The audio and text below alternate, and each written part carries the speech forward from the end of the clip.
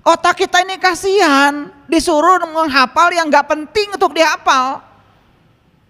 Makanya kalau saya ngasih kuliah sama mahasiswa, semua kuliah saya hari ini untuk kalian lupakan. Dan nanti kalau ujian harus bisa.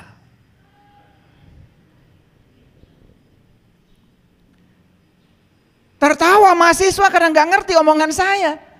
Dilupakan itu artinya bangun pengertian. Kalau ngerti akan ingat dengan sendirinya, daripada ingat tapi nggak ngerti. Itu namanya apal cangkem. Tahu cangkem? Apal cangkem itu apal tapi nggak dapat manfaat dari hafalannya. Orang yang hafal jujujan ya kitab suci tapi nggak ngerti, tidak dapat manfaat dari sana, itu namanya apal cangkem. Makanya kalau apal cangkem paling juga kalau jadi juara pil dacil.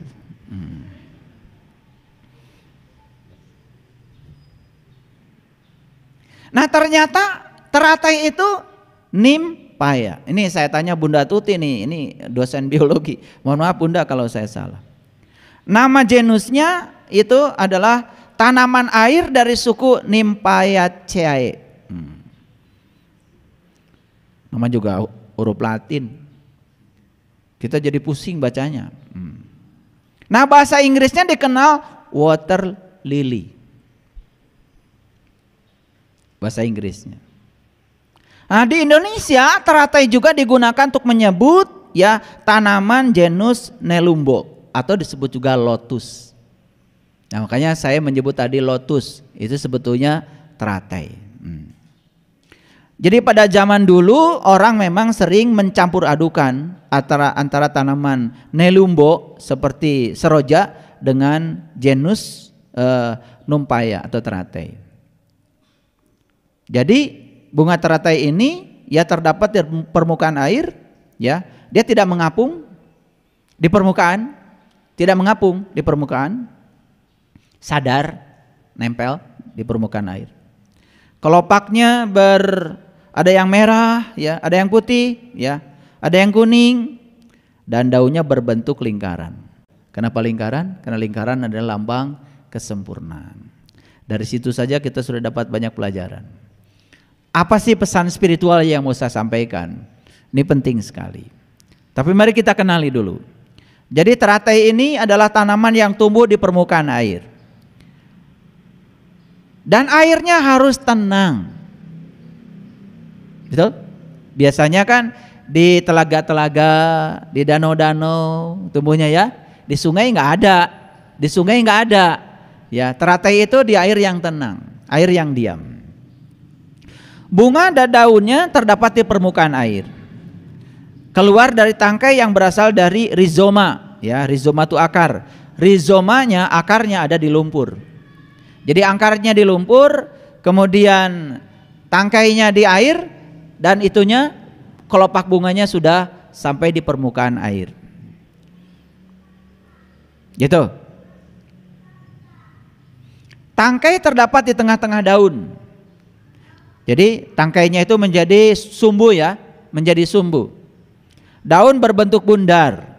Ada juga yang berbentuk oval, yang lebar, yang terpotong pada jari-jari menuju tangkai. Permukaan daun tidak mengandung lapisan lilin sehingga air yang jatuh ke permukaan daun tidak berbentuk butiran-butiran air. Jadi ada sekitar 50 spesies teratai. Apa keunikan dari bunga teratai? Teratai itu merupakan tanaman air yang unik. Apa uniknya? Teratai ya yang tumbuh di air yang sangat berlumpur. Semakin coklat, semakin keruh tempat tumbuhnya, justru warna bunganya semakin cemerlang. Keren ya? Semakin coklat, semakin kotor tempat tumbuhnya, tetapi bunganya semakin cemerlang. Nah tentu saja ini riset ya dari orang-orang yang menekuni ini. Bisa mengatakan ini kan karena hasil pengamatan, betul? Nah, jadi kalau teratai itu makin kotor, makin coklat tempat tumbuhnya, malah dia semakin cemerlang bunganya. Yuk manusia, makin semrawut keluarganya, makin cemerlang gitu wajahnya. Atau makin hancur. Makin semrawut kehidupan ekonominya, makin cemerlang gitu wajahnya. Jadi ini ada kebalikan yang luar biasa dibandingkan teratai dengan manusia.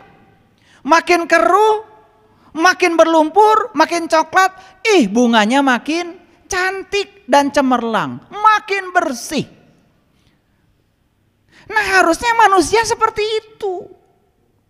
Makin kotor tempat kita tumbuh, makin semrawut tempat kita tumbuh, harusnya kita makin cemerlang. Kenapa kita tidak seperti itu? Karena kita tidak mengerti kenapa kita ada di situ. Nabi Muhammad itu adalah benih teratai yang indah. Diturunkan di tempat yang jahiliyah. Diturunkan di tempat yang sangat keras. Gurun pasir. Di situ kehidupan sangat sulit. Tapi beliau berhasil menjadi teratai yang indah. Dan hampir semua orang-orang suci memilih untuk tinggal di tempat yang kotor, di tempat yang coklat, yang keruh. Kenapa? Mereka tahu kalau tempat itu adalah tempat untuk tumbuh kebijaksanaannya dengan baik.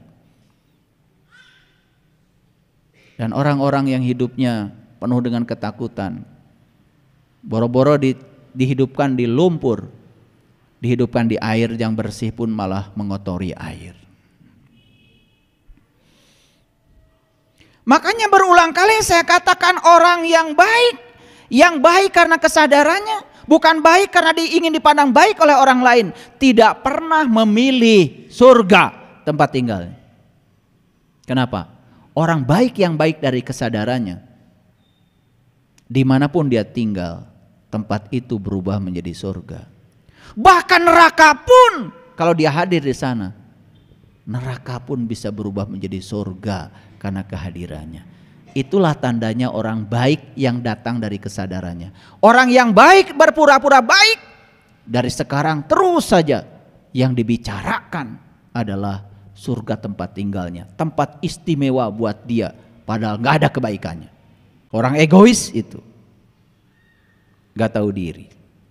Bahkan dia belum pernah ke surga pun menjanjikan orang lain untuk pergi ke sana, merayu-rayu orang lain, padahal dia pun tidak tahu. Tapi laku, banyak pengikutnya, lucu. Jadi teratai itu semakin kotor tempat tumbuhnya, semakin cemerlang bunganya. Ayo sahabat, ketika kita tinggal di tempat bersama orang-orang yang terus membuat kita tersakiti, bersama orang-orang yang terus membuat kita harus menghadapi tantangan yang luar biasa, sadar itu lumpur tempat kau tumbuh agar kau menjadi bunga yang cemerlang. Saya pastikan benih unggul dimanapun dia dijatuhkan akan tumbuh menjadi cemerlang. Jadi sebetulnya kalau kita sebelum mencapai kesadaran ini pernah tinggal di sini, pernah mengalami ini, pernah mengalami itu, pandanglah itu. Itu adalah titik awalmu untuk membuat kau tumbuh cemerlang. Jadi dengan sudut pandang yang semacam itu, apa yang salah? Tidak ada yang buruk. Bagi bunga teratai, lumpur sama baiknya dengan air, air sama baiknya dengan udara, udara sama baiknya dengan sinar matahari. Bagi dia semua adalah perjalanan. Saya sering berulang kali mengatakan tidak ada masa lalu yang buruk. Seburuk apapun masa lalu menurut pikiranmu, bukankah masa lalu yang telah berjasa mengantarkan kita ke hari ini, di sini, saat ini, sekarang?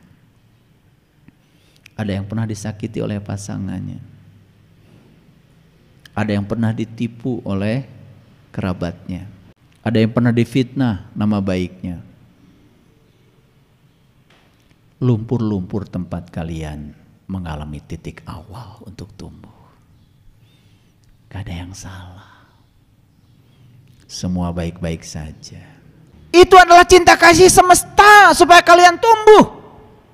Belajar sabar, harus ada orang yang tidak sabar supaya tumbuh kesabaran. Belajar baik harus sama orang yang tidak baik supaya tumbuh cinta kasih. Kalian tidak akan pernah sukses belajar baik sama orang baik. Dan kalau kalian mencintai orang baik yang baik pada kalian, biasa. Dan kalau kalian sudah berhasil mencintai orang yang tidak baik padamu, menjengkelkanmu, mensakitimu terus menerus, dan kau bisa mencintainya dan menerima dia apa adanya, kau akan berubah menjadi manusia baik dan istimewa.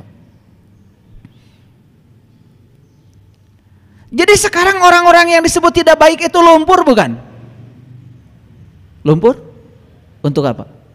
Untuk kau tumbuh. Orang-orang yang menyakitimu itu lumpur, bukan? Lumpur. Untuk apa? Untuk kau tumbuh. Bisnis-bisnismu yang kemudian gagal, hancur semuanya, lumpur, bukan? Lumpur. Untuk membuatmu tumbuh. Sekarang lihatlah semua sebagai lumpur yang subur untuk tumbuhnya kalian, tumbuhnya jiwamu, tumbuh kedewasaanmu, tumbuh kebijaksanaanmu. Itu keren, itu hadiah semesta untuk menyadarkan kalian. Apa yang selama ini kalian lihat? Dikasih judul musibah, dikasih judul ujian, macam-macam judulnya. Kalian sendiri yang bikin judul macam-macam itu. Jadi kalian tuh hidup terlalu banyak bikin judul. Yang bikin judul kamu, yang pusing kamu, yang menderita kamu, udah gitu nyalahin Tuhan. Ketika ditanya sama tetangga, ibu kenapa murung? Saya lagi dapat ujian dari Allah. Kata Allah, emang gue pikirin, emang lu mahasiswa gue? Apa pentingnya Allah ngasih ujian sama kamu? Gak penting. Apalagi Allah ngasih hukuman, gak penting banget. Allah gak pernah ngasih hukuman. Hidup itu cuman mengingatkan kamu supaya kamu tambah baik, gitu aja kok. Sekarang lihatlah lumpur-lumpur yang disiapkan untuk tumbuhnya kita. Saya lihat wajah-wajah ini nih yang sekarang hadir di sini. Wajah-wajah yang berlumpur. Ada yang sudah jadi tangkai. Ada juga yang sudah jadi kelopak, udah belum terbuka kelopaknya. Ada juga yang sudah terbuka kelopaknya dan sudah mendapatkan cahaya. Ada juga. Terus terang aja saya bicara begitu. Karena kelihatan kok semuanya. Ada yang masih di lumpur, ada yang sudah jadi tangkai kecil. Ada yang sudah tangkainya panjang melewati air. Ada yang sudah menjadi kelopak. Wah, keren. Tapi belum terbuka. Masih nutup. Kenapa tidak terbuka? Menunggu waktunya. Kapan dia akan terbuka? Tepat saat kau bisa menerima baik buruk apa adanya. Kelopakmu akan mekar. Dan sinar akan datang. Kan banyak yang tanya sama saya. Ayah, kok saya kan ngaji udah lama. Tapi kelopaknya kuncup terus. Kurang nutrisi. Jadi lumpurnya itu kurang nutrisi. Berarti harus ditambah nutrisinya. Lumpurnya harus lebih kotor lagi. Setelah nyungsep, habis segalanya. Ada yang habis segalanya itu. Dulu dia pejabat di sebuah BUMN.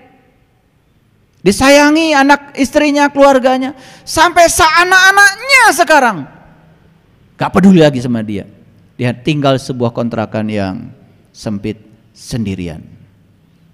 Tetapi saya udah kasih ilmunya. Gak apa-apa sendirian. Yang penting tidak kesepian. Wah, tambah pusing aja dengan saya. Betul gak? Bisa gitu sendirian gak kesepian? Bisa. Karena Allah bersamamu, lebih dekat kepadamu daripada urat nadi lehermu. Bersama Allah tidak pernah kesepian. Sendiri tetapi tidak sendirian. Ulangi, sendiri tetapi tidak merasa sendirian. Itulah yang disebut dengan pencerahan. Bukankah kita asalnya sendiri? Dan kita akan kembali sendiri. Ayo, hiduplah dari sekarang sendiri tanpa merasa sendirian. Pada akhirnya kalian akan sendiri. Pakai hidup pengen bareng-bareng terus. Lihat orang yang ingin bareng-bareng terus, hidupnya bergantung pada orang lain. Bahagia saja masih menunggu orang. Kalau semua sahabat-sahabat saya datang pasti bahagia, nggak usah, bahagia saja pasti sahabatmu datang. Pintar dikit tuh. Bahagia saja pasti sahabatmu akan datang. Tidak usah datang baru bahagia. Karena kalau nunggu sahabatmu datang, bagaimana kau bisa mengandalkan sahabatmu? Mahal. Terus ngongkosin, nyiapin makanan. Bahagia aja, sahabatmu pasti datang. Saya yakin, jika dirimu sudah bahagia, yang akan datang padamu adalah kebahagiaan. Like attracts like. Bahagia dulu baru sukses, bukan sukses dulu baru bahagia. Itu rumus yang keliru. Memberi dulu, kamu akan mendapat. Bukan mendapat dulu baru memberi. Jadi bunga teratai ini menurut para ahli, putihnya bunga teratai lebih putih. Merahnya bunga teratai lebih merah. Kuningnya bunga teratai lebih kuning. Mudanya, terangnya kelihatan berbeda dibandingkan bunga yang lain. Kenapa? Perjuangan untuk mencapai cahaya itu bunga teratai luar biasa. Harus melewati 3 alam, lumpur, air, baru udara. Luar biasa. Yuk sekarang kalian tanya, dari 3 alam itu sampai mencapai cahaya, kita sekarang ada di mana? Di mana? Di lumpur? Di air? Udah nembus udara? Kalau sudah menembus udara, berarti kau sudah mencapai kekosongan. Nah, orang yang sudah mencapai kekosongan beda. Kosong, gak tahu apa-apa, gak bisa apa-apa, tidak punya apa-apa, bahkan tidak merasa dirinya siapa-siapa. Kosong. Duduk di mana aja gak masalah. Tidur di mana aja gak masalah. Parkir mobil di mana saja tidak masalah. Lihat orang yang merasa dirinya paling penting, parkir aja pusing. Saya lihat di kampus saya udah mulai sekarang aneh-aneh. Ini parkir pejabat ini, parkir pejabat ini, padahal dia nggak pernah datang ke kampus. Tempat parkirnya dihalangin pakai pelang. Ini ketololan itu. Padahal dia juga nggak datang. Itu tempat kalau tidak dikasih pelang, berapa mobil yang bisa parkir di situ? Dia merasa seakan-akan kampusnya punya dirinya.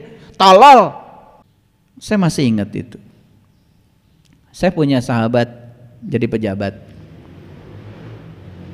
Suatu saat saya diajak naik mobil sama dia.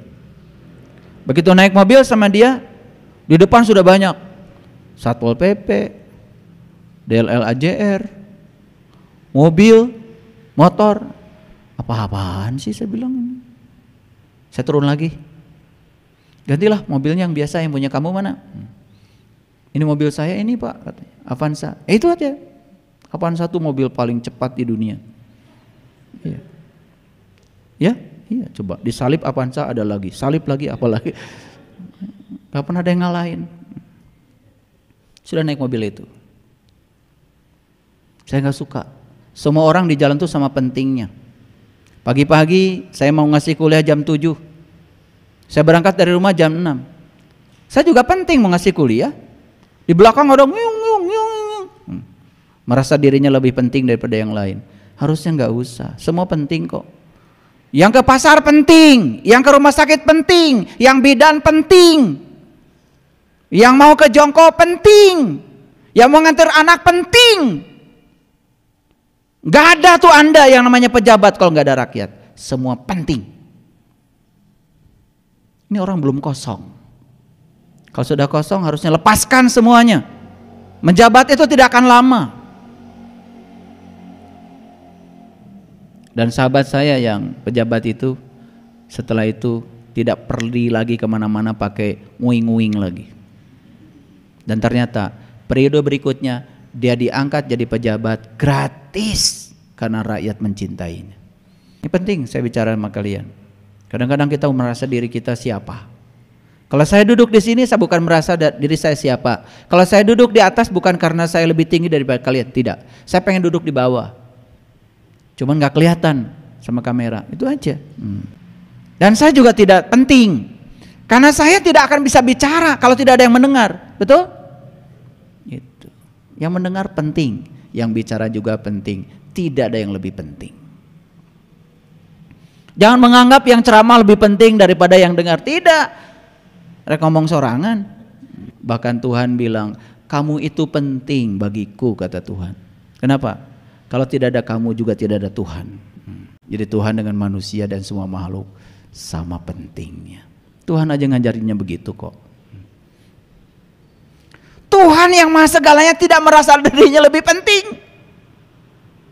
Makanya orang-orang yang sudah bisa berkomunikasi dengan Allah Tuhannya, dia akan bisa mendengar suara itu. Dan Tuhan berkali-kali mengatakan, kamu itu penting bagiku, kata Tuhan. Kalau gak ada kamu, gak ada aku, Tuhan. Pahami kata-kata saya itu. Jangan ditelan bulat-bulat. Kunyah-kunyah dulu, nanti kabereyan. Kalau saya ngomong kunyah-kunyah dulu. Kadang-kadang ada bagian tertentu yang saya bicara tidak terlalu detail, karena saya ingin kalian berpikir. Karena kalau terlalu jelas saya menjelaskan, malah jadi nggak jelas.